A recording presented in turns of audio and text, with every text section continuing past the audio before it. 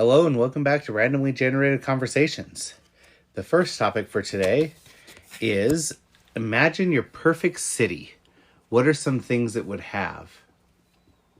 Well, I don't think there's such thing as a perfect city, in my opinion. But in your head, your perfect city.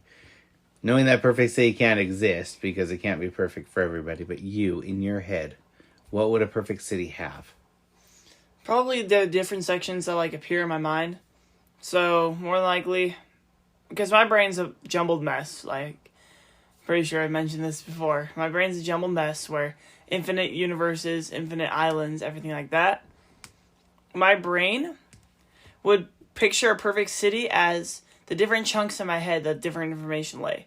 So my perfect city will be, even though it's gonna look imperfect, it's perfect because there's a section of comic books or books. There's a section of movies and stuff like that.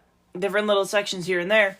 And then you have that one section, the school section, where I actually have to keep myself in too, where I have to keep following into that section in my brain.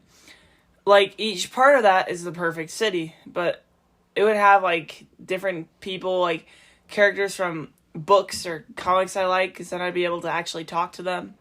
From movies that I'd actually be able to talk to them too.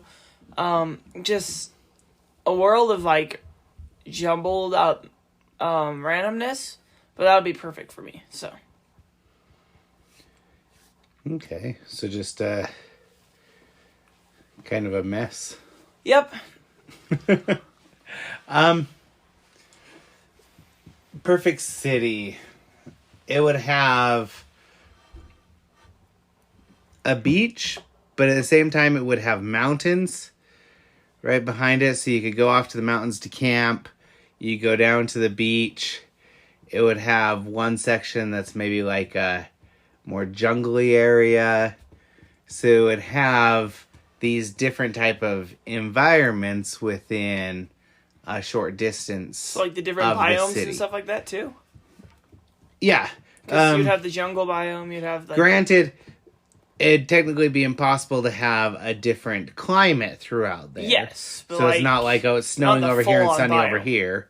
I mean, unless you're in New Zealand and they'll have the snowy area and the sunny area, but crossing the border, it's sunny and snowy. Whoop! Oh, it's cold. Whoop! Oh, it's hot. Kind of reminds me of a Tinkerbell movie. Winter Woods.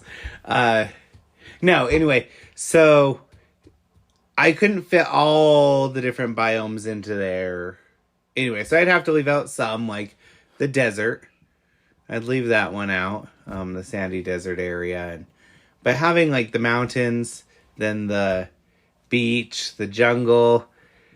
I know there's some areas that are like that, but the city would be in the center, and it'd be kind of immune to things such as, tornadoes or hurricanes or stuff like that.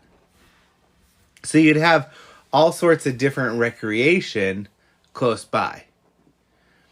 And the city itself would be kind of self-sustaining, so it wouldn't require a lot of traffic through it. We wouldn't have the freeways and everything. Transportation would be more laid back, I think, in this city. Stuff would be close enough and laid out enough that you can get there by bike or by walking or some other non-motorized means. And nothing would be really on this super tight schedule. So you would have time to walk or bike somewhere. It's not oh my gosh, I gotta be sometimes I feel right now in this city and with work and everything, I gotta be here at this time, then here at this time, here at this time. There's no time to really walk anywhere or bike anywhere.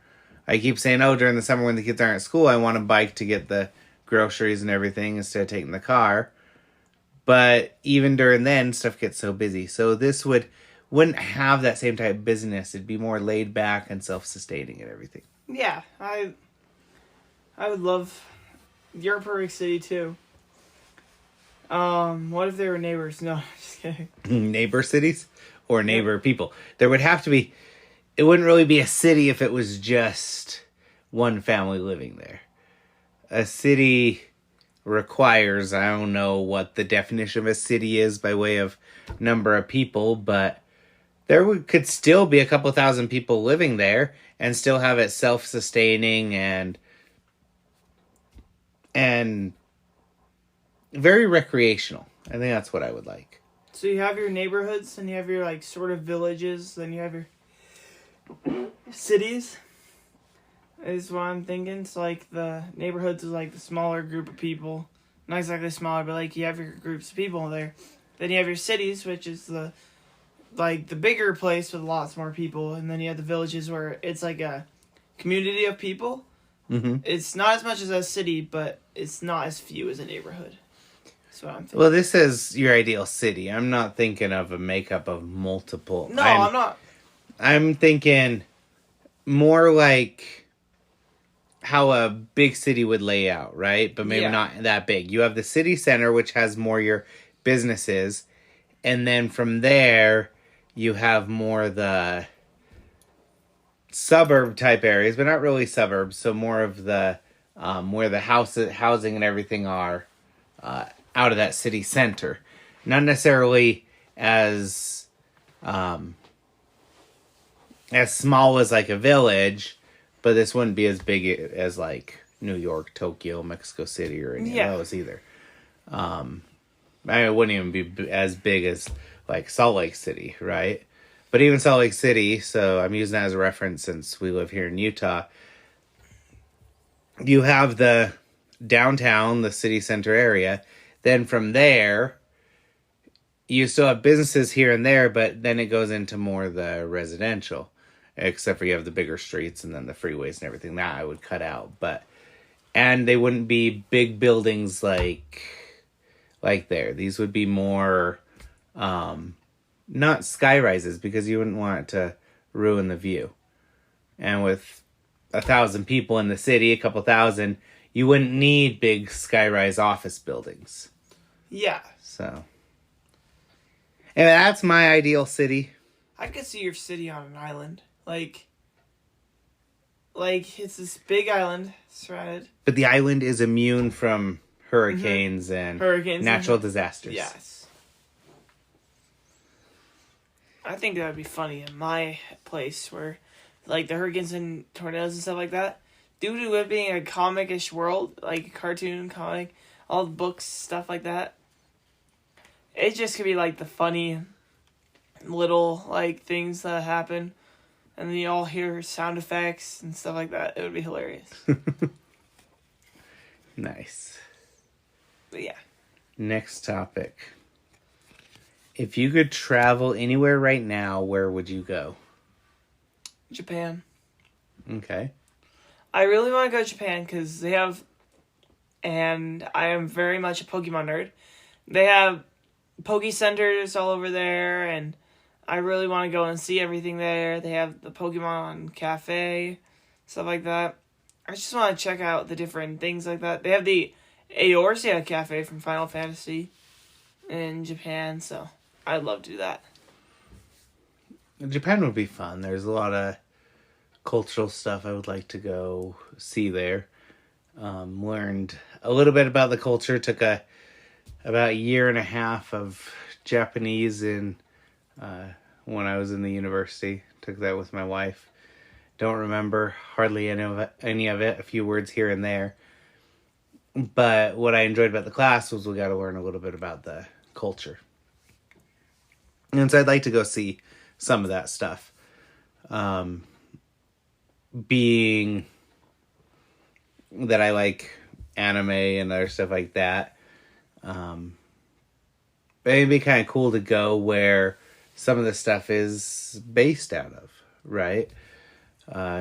They use similar places and stuff to base some of that. I really like the Hayao Miyazaki stuff, Studio Ghibli stuff, and they have from what I've read, they have a museum there, a Studio Ghibli museum, and I'd love to go see some of that. But I wouldn't necessarily go. Tokyo would be cool, but I would love to go to Osaka or someplace more I know Osaka's still a big city, but somewhere outside of the main Tokyo. And then I'd love to go more further out to more of the rural areas. I think that would be really fun. I'd love to not drive, but ride the train at least once over there. Yeah, I had two friends that lived in Osaka, I think it was. One I'm still best friends with, and well, both of them I'm still best friends with, and stuff like that. I know a lot of people that lived in Okinawa. That's where the Air Force Base is. A lot of people get positioned out there. So maybe it was one in Osaka and one in Okinawa. Okay. I think that's what it was.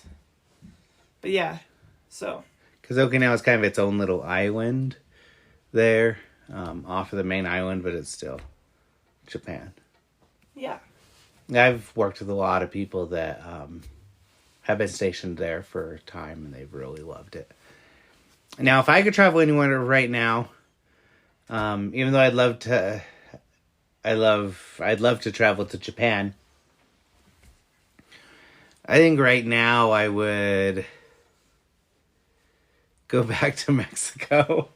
I knew that was coming. A couple weeks ago, spent some time in Puerto Vallarta, and it was really laid back and calm, and had some of the best fish I've had in my life, just from a little hole-in-the-wall place. The Cevicheria Felipe over near the Malecon. I'd love to go back and visit. We were there for a while, and we got to see what a normal tourist would see. But I would love to go back next time, and instead of doing, like, we did the whale watching, we did swimming with the dolphins, we did, of course, the walks on the Malecon, and I would like to go see more into the city itself, or the surrounding cities. Maybe even take like a boat ride down to Yalapa, and that's more of like even though they get a lot of tourists in there, it's still more of like a fishing village type area, and that's right on the edge of the jungle out there. And so I'd like to see more of those places instead of being right there, because we were right by the marina and we were right along the beach. Again, close to the marina, and I'd like to go see some of those other places. So if I could travel anywhere right now, I think I'd need more time to travel to prepare a trip to Japan. But having just came from there, I'd go back there for a few more days and do some of those other things while I'm down there. Need to do something. I'd go eat some more fish. I feel bad that I only got to eat at Felipe's once. So he makes ceviche, and our friends got ceviche. We got what he called sashimi. It's different than what I'm used to with sashimi. I'm used to sashimi just having the raw fish right there on the plate. He prepared it, so when we went in there, he let us know he had some fresh marlin in from that day and some fresh tuna. Well, I've had tuna before. I've never had marlin. And he's like, well, you're in for a treat. This marlin's going to be really good. And so the way he prepared the sashimi was he cut it into the slices like you would with sashimi, but then he put his lime and extra sauce on it, similar to like he would do ceviche, but with a different type of sauce. Had some cucumbers in there. It was delicious. And then this guy would make these different salsas and would have us try the different salsas he made. And they were delicious. Best salsas I've ever had. And this was a small little place. We had just walked up to the stairs to a place called the Mirador, which is where you could basically oversee all of Puerto Vallarta. It's a little bit of a hike up, and the stairs are pretty steep, but it's really pretty when you get up there. So we're coming down, we were hungry, and we just happened to see this place there. We could have gone further down and gone to where all the other tourists are going. We decided to stop in this little restaurant that had one table, And we even told him we were getting the food to go, but ended up eating it there, talking to him, hearing his story. He used to be a fisherman. He has some certificates on the wall for the tournaments that he had won and everything. And they started losing his vision due to an accident and couldn't fish as much anymore. So then he opened this shop with his son, and it was kind of cool hearing his story and eating the best fish ever. So again, I'd go there, I'd see some of those other places, and I'd definitely go back to eat some fish over there with Felipe. I think that would be fun. I want to do that. I'll have to take you sometime. It was fun just going with Mabel, my wife, and our friends. Mabel is my wife, not Mabel and my wife. No, going with Mabel and some friends, because we were able to just kind of be relaxed the whole time without worrying about, oh, where are the kids? Are they bored? This or that. Next time, we'll probably be more open to taking the kids with us now that we know what to expect. Yes. I'm just kidding. No, that's being mom. By kids, I mean you. Yes, I know. Well, no. You're bringing the kids and one teenager. You're still a kid. In the eyes of my mom, I'm still a kid. Well, I'm almost a man because I'm a teenager. I was kidding, no. No, I'm still a kid. I think that's kind of like the reversion process, right? It's very true. They start to mature, but as you become a teenager, you revert a little bit and lose some of that maturity. And then since you're a guy, probably around like 27, then you start to mature again. It's actually People true. thinking, oh, adulthood, 18, 21, they're mature. No, as a guy, I'd say probably 27 is when you'll start to mature again. I was a late bloomer. I think it took me till I was like 37. But at least that's what my wife would say. Or I haven't even started yet. One of the two. One of the two. We'll find out in the next episode. No. All right, final topic. If you had to play only one game forever, which game would you pick and why? Okay, so you go first. let's first narrow this down. Are we talking video games, board games? Are we talking sports? What are we talking here when we're talking about play one game, only one game forever? And does that mean you have to be playing that game forever? Or that's the only game you could play whenever you want to play a game? Well, let's put some parameters around here. So let's go with board game and video game. So like one of the two. Okay. Yeah, it would be the game that when you want to do something, that's the only game that you could play though. Okay. I want you to go first on this one because I went first on first too. If I had to narrow it down, even though I'd like to say video game, I think board game leaves more openness to be able to do it with more people. Right? Because my wife, she'll play board and card games with us. She doesn't necessarily like video games. So, in order to keep that peace there, I think I'd choose a board or a card game. And Doomlings? I'm probably going to have to go with, because stuff like Doomlings or some of these others you would get, after a while, I think you would get kind of bored in a sense. Yeah. Not saying you would get bored from any game, right? That's why they're called board games. No.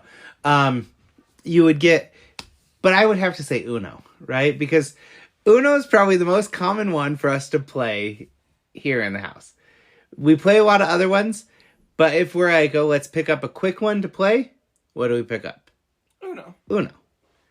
So I'd have to say, if I had to choose one game that I could play only that one for the rest of my life, it'd probably have to be Uno. I was thinking about something when you were speaking about that. So, if we were to say that other people got this question too, and they had to choose their own game, and then you went over to their house, How would that conflict work with playing games? Let's, for the hypothetical on here, say as you choose this,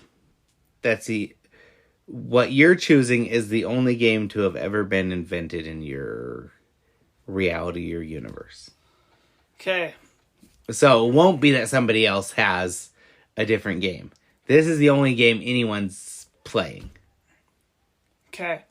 I know that's kind of weird, and we're not going to get into all the theoreticals and what the implications that are.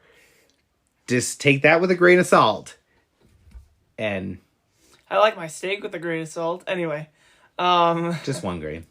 Yeah, a grain of salt. That was bad. Anyway.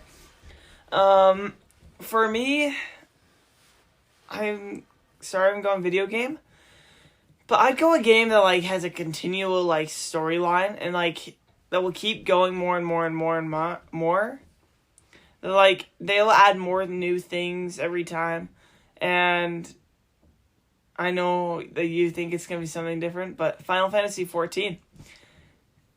I thought you were gonna say Minecraft just because of your ability to create or play. Like there's so many different things you could do. Actually, you know what?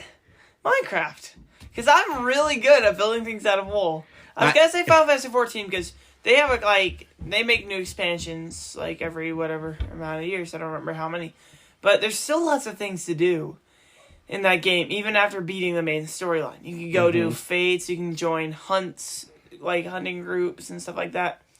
There's so much to do in that game that I feel like you won't get as bored if you're playing that when you're bored. Because you can kind of change it up and do different things. Yeah, I can see that. That and, like you said, Minecraft. I just know Minecraft's a fallback to you because whether you're doing creative or survival or whatever, there's always something different and each world is different. And so you always have different ideas. That's the reason I figured that's what you were going to say. Yeah, I have, so it's either one of those two, so that's the problem. Because, and Minecraft comes out with more stuff each, like, whatever, too. And create your own story. Yeah, I have over here. I always, like he said, I always make something different each time. And sometimes in creative mode, I'll create my own little, like, games and stuff like that, because I made my own Skyblock game in Minecraft. My brother tested it with me, which he doesn't really like to test things with me as much as I would say. But we were testing stuff, and we had this little house, and you start off with the house, and then you'd have to go, and I built, like, little islands. So you have to go on the little islands, and if you hit the floor, because it was crazy fall damage, I put him in survival. You hit the floor, you instantly come back to the skyblock, and you couldn't go back down.